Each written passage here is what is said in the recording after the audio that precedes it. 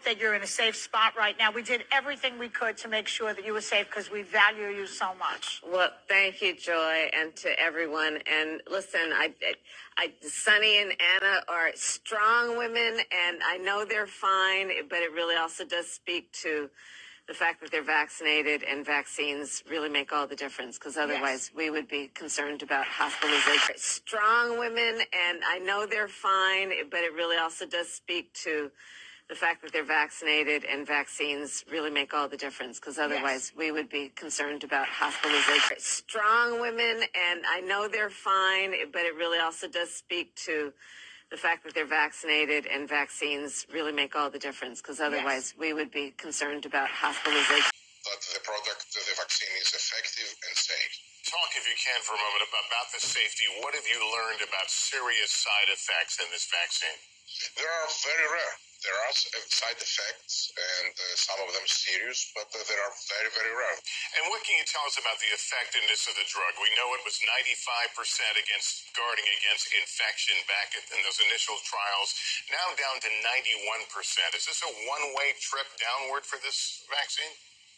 Well, we realized through the real-world data that after several months, there is a need for a booster, because that will continue providing you the high level of efficacy that you observed immediately after the second dose.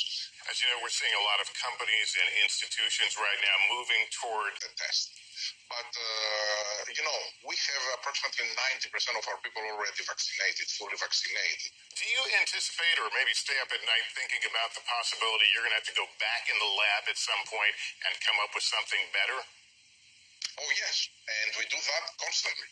We are making right now a specialized vaccine for Delta. I'm almost certain that we will not need, because booster shot of the current vaccine is very, very, very effective against Delta. But we cannot take that chance. Okay, fast forward, Dick Alexander comes out with a crazy prediction, which I still don't fully, it's just amazing that he made it, where he says, I bet that you will find the kind of behavior we associate with wasps and bees, which is in this clade called Hymenoptera and ants, of eusocial breeding patterns and organization, but in mammals that will live underground. So I think the way this story actually worked, he didn't say you will find it. Or you could find it. What he said is, in principle, there's no reason that a eusocial animal has to be an insect. That, in fact, you could get such a thing in a mammal. And then he predicted, I forget how many characteristics there were, but he named some large... So we should say that there's something funny about the system of ants, bees, wasps, which is that they've got this very strange haplodiploid chromosome. That the goal of our work is to help Guatemalans find hope at home. At the same time, I want to be clear to folks in this region who are thinking about making that dangerous trek to the United States-Mexico border. Do not come. Do not come. The United States will continue to enforce our laws and secure our border. There are legal methods by which migration can and should occur.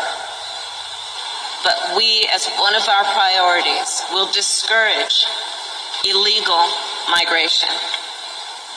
And I believe if you come to our border, you will be turned back. So let's discourage our friends, our neighbors, our family members from embarking on what is otherwise an extremely dangerous journey, where in large part the only people who benefit are coyotes. The bill after John Lewis and to put the bill on the floor and don't just give empty words, but do some John Lewis action. Right, because as we like to say, I'm too busy watching what you're doing to hear what you're saying.